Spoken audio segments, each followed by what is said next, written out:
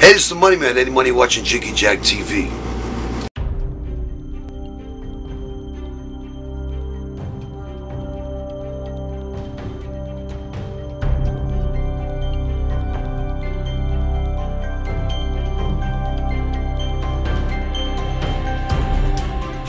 Back here on KJAgradio.com, I'm Jiggy Jag, Jigman Freud, out here at the Cotillion Ballroom in the great city of Wichita, Kansas. The air capital. Yes, I'm the only one that still calls it that. And I'm going to get the heck out of the way and let the people with talent talk. Trampled underfoot, what's going on? Not much. What's going on, guys? Now, talk to me a little bit about the performance this evening. What can we expect? Acrobatics, pyro, Well, we just fire? Yeah, exactly. We just finished up our new album in the studio, so we're really jazzed about that. So we're gonna have a lot of great energy on stage tonight. We got a great crowd here tonight, so we're gonna have just an awesome show. A little bit of everything. We got some Kansas City in the house. Our buddy Justin Murray's in town, and he lives in Kansas City too. So plenty of KC in the house tonight. Now talk to me about the new album. How long has it taken to get this put together? We did. We've been recording over the last month or so, and we went out to LA twice for some sessions and finished 14 songs, and it's really cool. It's a great time. So, do you guys have a favorite track on the new album? You know, it was interesting. We didn't really perform them very much or rehearse them very much before we went into the studio. So I was, we were still getting familiar with the tunes as we were recording them, and they're all great. We've got a couple good burners, a lot of funky stuff, some upbeat stuff. It's a wide spectrum. It's a great record. That's cool. So, how long did it take to put this together? Well, two of the songs that are on the album, they're older originals, but we started writing it took us about a year to get the songs together, get them to their complete stages, because we play all the time. We only have like 2 days off in the week. It's hard to completely, we already live it and eat it and breathe it, and it's to write on top of it gets kind of hard. Well, that's cool. Now, I asked your opener tonight, or maybe you guys are opening for them. I don't know which. We're closing for them. Oh, We're closing to them. there we go. They're the show. What separates a musician from an artist?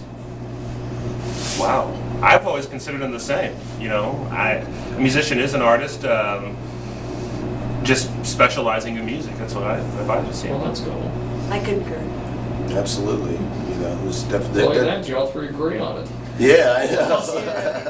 Well, we're family, so we already kind of have one kind of brain going anyway. Yeah. So, the collective. With this new disc you guys have got coming out, how does that compare to some of the other stuff you guys put out in the past? We got some more. We got some really, like Chris said, a wide variety. And most of our albums do have quite a bit of variety on them, which is cool. This one has a few songs of some social importance, so it's kind of a new area for us to venture into as well. So it's really cool. Well, that's cool. What was the writing process like for the album? Did you guys all contribute to it, or? Absolutely, yeah. They're all original songs that we wrote with on our own together and with our producer Tony Bronicle. That's cool. So it pretty much just came together. It didn't sound like there was any problems or anything. You just went in and did it, and boom. Yeah, we constantly write, so it's not like we had a bunch of songs in the bag or anything, but it was time to do a new album, and so it was a kind of a necessity, and so we just got our stuff together. Yeah, Tony mentioned that we'd started working about a year ago just on songs. Yeah. Just kind of putting ideas back and forth together and talking about doing this this record and stuff. So that was pretty cool. So this is the first time I've ever talked to a band about a new album that they have coming out, and they don't have any problems. There's no. Well, hold on a second now. The tracking is good, though. We haven't been released it yet. There might be plenty of problems to come. Yeah, you get to a job, and you see all this stuff that's about to hit. You have a different attitude when the thing's finished. In any project, your attitude kind of changes afterwards.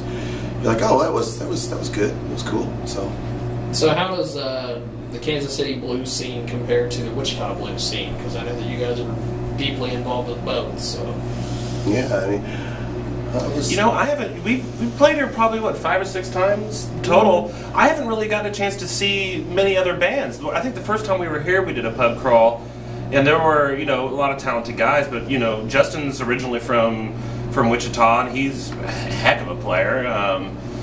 I'm really not that familiar with the guys down here. Don Bean does a great job, and if our shows are anything like the other ones, I can tell you it's a really cool, really cool scene. Well, yeah, Wichita's got a great name in Kansas City too. So I mean, when word travels, when there's good stuff to be heard. Now, you guys have played the Cotillion several times. You've done a lot of outdoor concerts and festivals and things.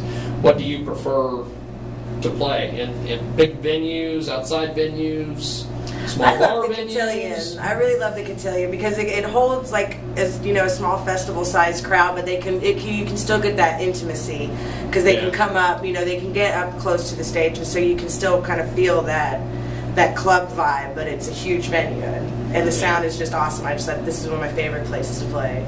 Oh, that's cool. I love it. Now, you guys are, I'm assuming, not going to stop touring, so when the CD comes out, you'll just keep touring on it. Yeah, we've got a Florida, we've got some stuff in what is it, March? Yeah, we're doing some touring late February, early March, and the album will probably be coming out April, May, and then we're just going to be hitting it. We've got Florida, Texas. We're going to try and hit West Coast, or Cali again, East Coast. We're heading anywhere that'll have us, really. Well, it's just now. Are there certain places in the country that you guys are more in demand than others, or is it just?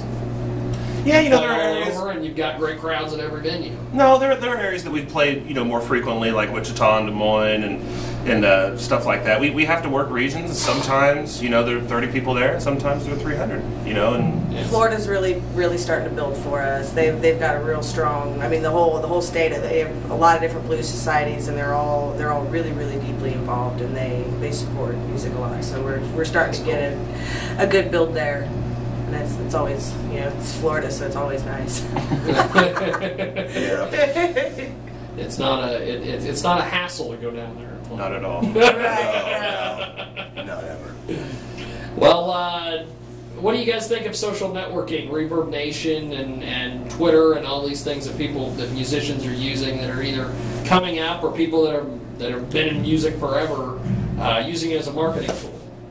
It's an immense help. Samantha Fish, my girlfriend, she uses it a lot. We started playing as a band before that really hit, but she's used it a lot, and just to see how quickly she's developed, compared to us, it's amazing. To think that you could reach 70,000 people in a minute and get all of their attention and have them aware of what you're doing. That's an amazing thing. It's a great tool. That is a very good point. We're actually tomorrow we're celebrating our 10th year since our first show together as Trampled Underfoot, and so so to see that the changes in amazing. technology. You guys don't seem like you've been together all that long. 10 years. Well, like I said earlier, these are my big brothers, so we're used to being together, years. But a lot of a good friend of ours is saying a lot of small businesses fail within the first 5 years, so we're doing all right. Now, with the internet and everything, what do you guys think is going to be the future of CDs? Or are we going to get to the point where we have flash drives and not CDs? Or I think we're already at that point, but we still have good LPs. They stand the test of time. They'll wear out, but I think people will always have them just so they have that physical, memory of that show and that feeling and that experience. Well, that's cool. Well, thanks, guys. I appreciate it. Thank you very much. Thank you, Wichita. Thank you, Wichita.